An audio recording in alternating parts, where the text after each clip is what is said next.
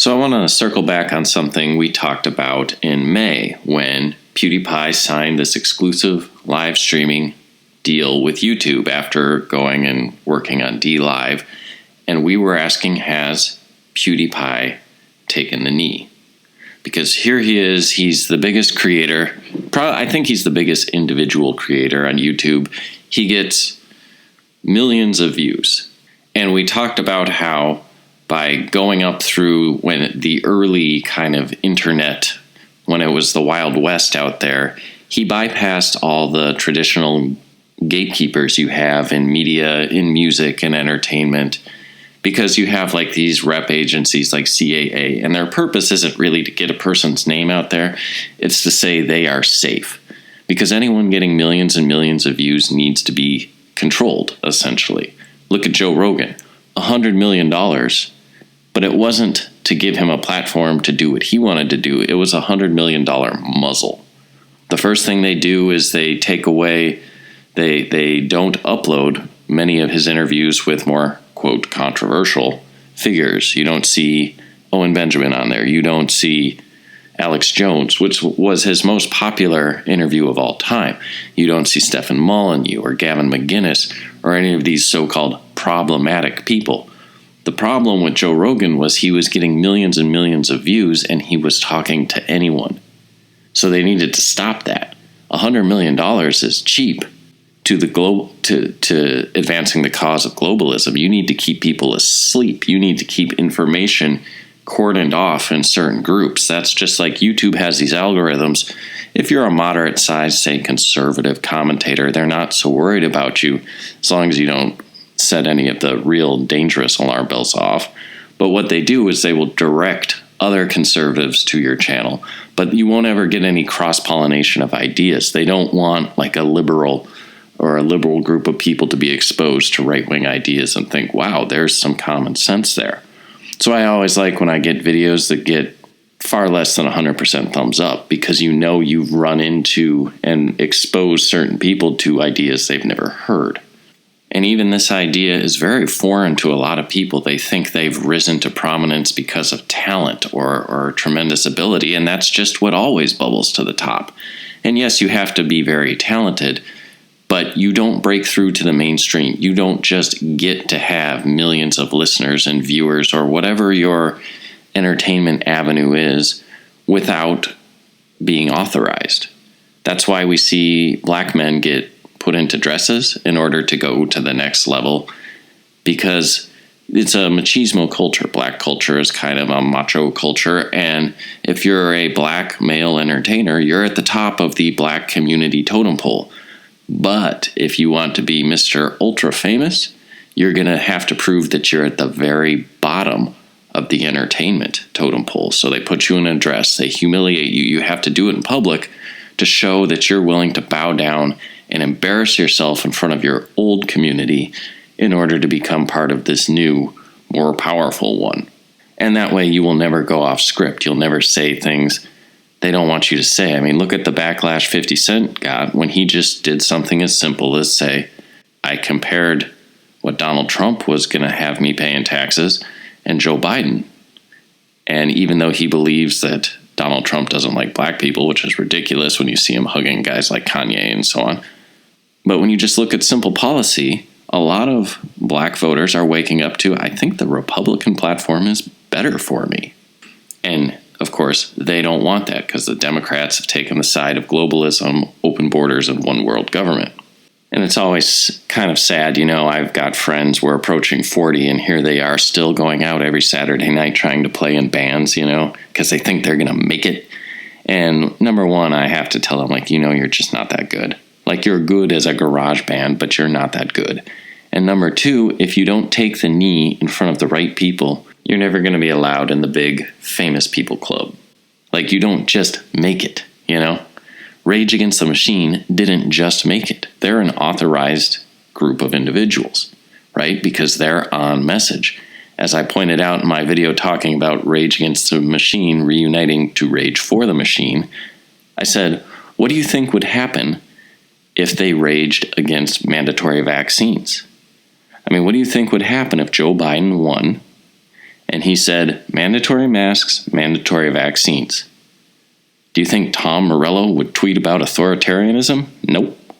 Nope, they wouldn't say a word. They are wearing golden chains and they're behind golden bars.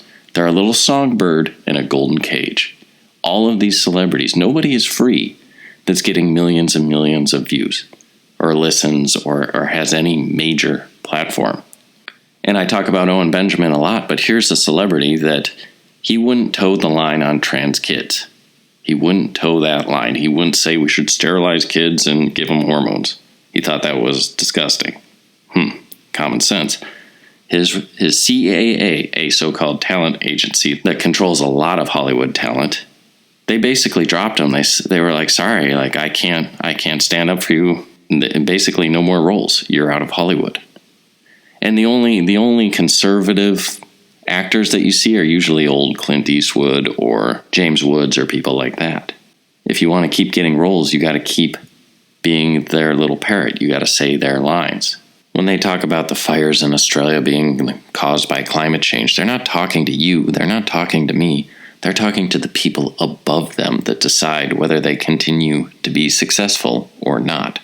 And so, we see Pewdiepie, he's getting this big deal, and we're talking about he's doing this little Illuminati cover one eye thing, which you see every actor doing. It's a signal of submission.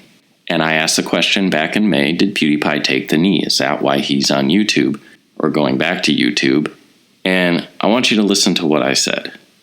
Expect Pewdiepie to say something very un-Pewdiepie, to endorse a policy or a person or something that's very out of step with like the normal Pewdiepie MO. And he won't be joking. There will be an uncharacteristic seriousness, whereas Pewdiepie kind of says things and cries and makes these big emotional, like, I get it, I don't get it, I'm sad, I'm angry. He's very entertaining, and it will be very flat, very robotic, like straight off the teleprompter. He will be given a script, and it will be as unnatural as watching Obama speak. He will be strictly on narrative, and it won't sound like anything he's ever said before. It'll be like, I know I joke around a lot, but this is a very serious issue. This election season is too critical. You have to get out and vote Biden or something, You'll see something like that. And the thing with what's going on right now is this 2020 election is far too critical to the powers that be.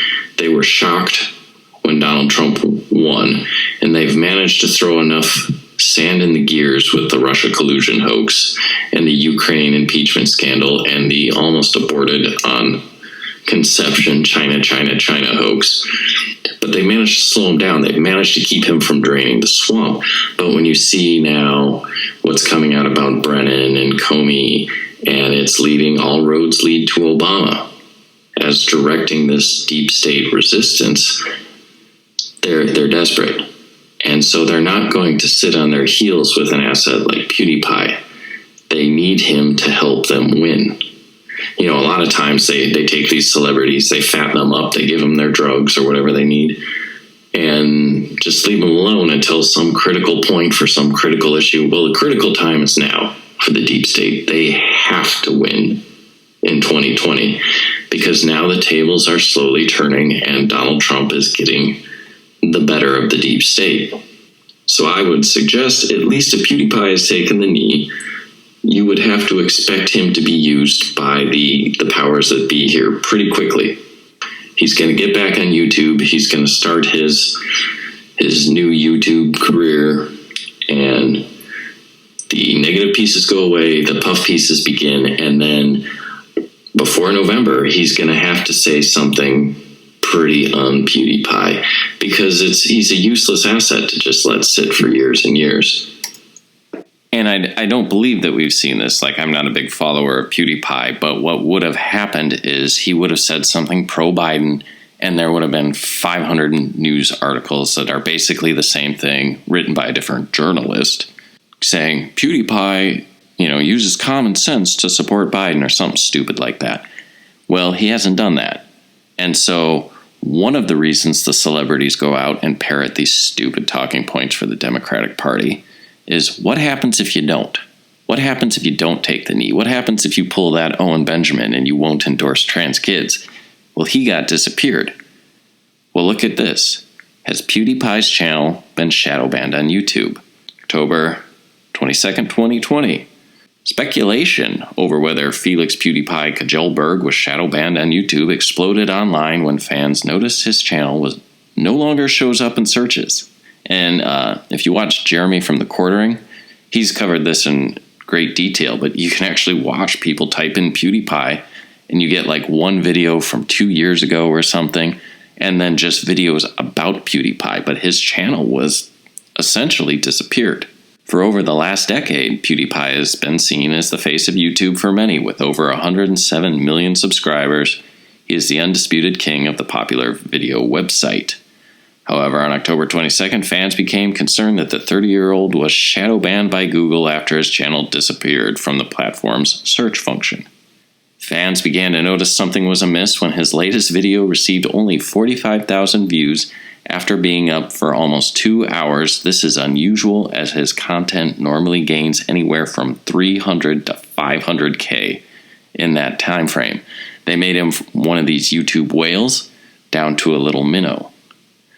Speculation kicked into overdrive when people began to notice that Kjellberg's channel no longer shows up when searching PewDiePie on YouTube, which is what people claim happens when YouTube supposedly shadow bans an account. Well, what else would you call that? And so they go on to say, popular entertainment reporter Def Noodles covered the discovery on Twitter and posted examples of what happens when you search the personality's channel on the platform. Dexerto, this news site, can confirm at the time of writing that his channel does not show up when searching his name, though there's no confirmation of shadow ban occurring. What else do you call this? God, it's like, don't trust your lying eyes, guys. You can see the tweet. PewDiePie may have been shadow banned. His channel no longer appears in search, and only one of his videos appears in top search results. His latest video got 34,000 views, 1,000 comments, 4,800 in an hour. And they point out he usually gets close to 500,000 views in 1 hour, which that's absolutely astonishing. But you can see they don't want a guy that gets millions of views a day to be able to speak his mind. So they brought him to YouTube, and Scott Adams uses this example of Underworld. Like, it's vampires versus werewolves, but it all happens at night and behind the scenes, and us normal people don't see what's going on. All that we see is the destruction and the outward signs that are left over, the aftermath. So we see stuff like this. YouTube officially made a statement on Twitter about the situation and explained that it was because of an error and not a shadow ban. They also apologized for any inconvenience this has caused. We are hearing reports that PewDiePie's channel and some videos are not surfacing within searches. We are currently working on fixing the issue, they said. YouTube's Ryan Wyatt also added, "Update on PewDiePie, we're on it. Thanks to the community for flagging us. We appreciate it."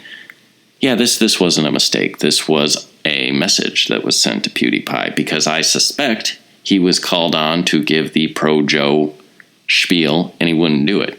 Do you see Jimmy Kimmel? Do you see Jimmy Fallon?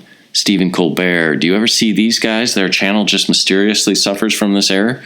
No, it's the biggest independent content creator that's disappeared right in front of our eyes. And then they watch to see the pushback. They're like velociraptors testing the fences, seeing what they can get away with. But this is why the celebrities, they take the knee, they keep taking the knee, and this is why you see them all endorse these crazy liberal causes. Because if they don't, they get disappeared. Their career is over. Now, they can't just kill PewDiePie's channel all in one fell swoop, but they're going to see how they can scale it back. They're sending the message, we made you, we can unmake you. And kudos to PewDiePie. As far as I know, he's not taking the knee, and I hope he never does. But I wanted to show you this example. This is why celebrities are the way they are. This is why they do what they do. We can't see all the stuff behind the scenes, but don't think it isn't happening. If someone that gets millions of views suddenly says, you know, I don't think Orange Man is so bad, and some of these policies on the right, they make sense. No. Anyone, a musician, an actor, someone on the radio, on TV, They all exist to further and support the cause of globalism, the overthrow of the American Republic, and to replace it with one world order in which these puppet masters, these people pulling the strings, are going to be the new nobility that live above the law, beyond the law, with their own set of rules and a full spectrum dominance. We have before us the opportunity to forge for ourselves and for future generations a new world order, a world where the rule of law, not the law of the jungle, governs the conduct of nations. When we are successful, and we will be, we have a real chance at this new world order, an order in which a credible United Nations can use its peacekeeping role to fulfill the promise and vision of the UN's founders.